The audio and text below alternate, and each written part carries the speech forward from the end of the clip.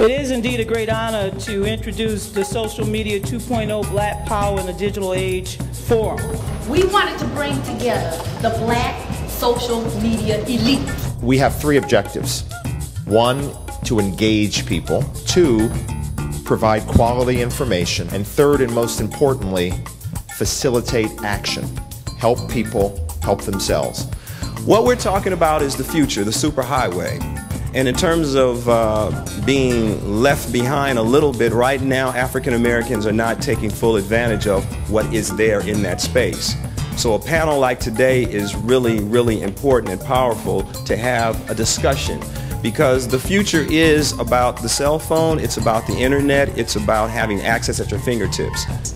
It was just an amazing feeling to be able to see that person that just learned to read, that they can click onto a link and it will explain steps that they just couldn't ask maybe their mother or their brother or their sister or their cousin, or they're just afraid to ask, or they just don't want to ask. I want to tell you that your voice is worthy. And you may not be, I don't have the gift for activism that Gina does, but I bring people to the funnel. I'm a bridge builder. I specialize in cross-cultural conversations, actually, but I'm a bridge builder. And I build consensus and help them move her way. So all I'm saying is everybody has a part to play. And I just say find your niche, make sure you're passionate about what you're doing. I think we've said it a couple of times on the panel now, but if you're really passionate about your particular area of content, and people feel that, people can sense that. Engage other people into your conversation and they'll engage you, and you'll continue to grow your audience and ultimately be able to hopefully monetize that that business. Start using the technology, whether you have a specific purpose in mind, whether you want to talk about what you have for breakfast, whatever it is, start using the technology and encourage the people you know around you to do the same, because then you'll develop a comfort level with this so that you can engage freely in discourse about those issues that really do mean a lot to you.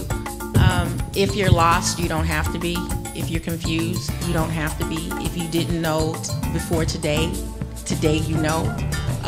You have a resource. You have a group of people who are committed to their community, and they're committed to making sure you get it. And they will share. That's one of the great things about when we all come together in a group. I always learn something new. So this is yours too. Claim it. And if you need a tour guide, that's what we're here for. I'll say push your content. Make sure that people know what you're doing. Don't expect people are just going to find you. You've got to push it, even if it takes 10 times to get one of us to post something, or 20. We still might get that. And network, you know, it is important to network. The resources are infinite, as Navarro said. You know, if you want to go to a Stanford class tonight, you can. It's called iTunes, and there's tons of Stanford classes right now that live in the iTunes store.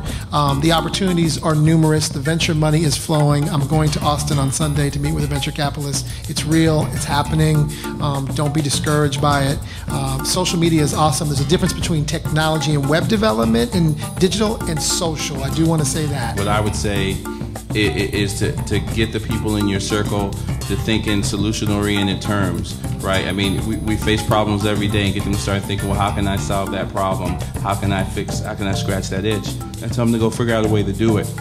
Take advantage of free resources, the library, the internet, iTunes, they're all there. I guess, and in closing, you know, our company, we're a for-profit business, and we are constantly identifying ways to monetize social media. So, you know, we see the future as social media becoming private brands. This has Jet Nevity's its own brand, Procter & Gamble's its own brand, and people want to protect their brand, protect their customers, protect their interests, protect their prospects, their alliance partners, and so that's where we're going to continue to focus, and I think that's where everyone should begin to think about, you know,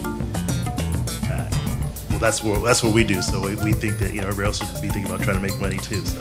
Pride of just asking people if they will mentor you. You can go to sites like Elance if you know that you need, like for instance, you know you need a site designed and you know more or less what you want, you can outsource that to individuals, you know. You can hire a person through Elance. Right. I think trust is always an issue there. Trust is an issue, and direction is also an issue, but if you're building an application, it's definitely a cost-effective way to do it, and then at a bare minimum, you have your prototype at that point. But a lot of the money that's being made in digital, if you start breaking it up into how it's being made, content is the least profitable center of money. It's still hugely profitable, but it's the least. Most of it is in people who are making, you know, those mounts for, you know, TV screens that you have to buy when you buy the big screen, and people who are doing HDMI cables. That's stuff that you have to make all this stuff work. And so, you know, you should really be following the law and following legislation to figure out where the next stuff is going to go. So if you're looking through the bills and looking to see who's lobbying right now for what, and if you really start looking at the congressional record, you can absolutely predict what's going to happen with technology in the next 1 to 2 to 3 years, because those companies who are making it happen, Google and those folks, are right now trying to plan out legislation that benefits them in that space.